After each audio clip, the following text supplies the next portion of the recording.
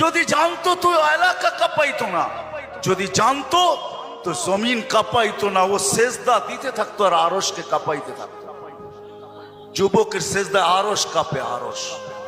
যুবক যখন সেজদায় যায়, সেজদায় পড়ে তো আল্লাহ ফেরেশতা, নাইলে এই হাদিস কোনোদিন আসতো না। আল্লাহ ফেরেশতাকে বলে উনজুর ইলা শাব মাযা ইয়াফআল, যুবকের দিকে তাকাতো কি করে আল্লাহ জানেন। তো ফেরেশতা বলে জাআলা আজলাহু ওয়া মাজালাহু লিআজলিক, সবকিছু বিসর্জন দিয়ে আপনার কুদরতি পায়ে মাথা ঠেকায় দিয়েছে। তা আল্লাহ বলে হাদা আবদি হাক্কা, এ আমার পারফেক্ট বান্দা। ইন্নী উবাহি বিহিল মালাইকা, তোমাদের উপরে আমি একে নিয়ে গৌরব করি। যখন সেজদায় চিৎকার দেয় সুবহানা রাব্বিয়াল আলা, আল্লাহ বলে সাব্বাহতানি সাব্বাহতুক, তুই আমাকে পবিত্র বললি, যাহ তুই পবিত্র, তোর গুনাহ মাফ, সেজদার থেকে উঠার আগে মাফ।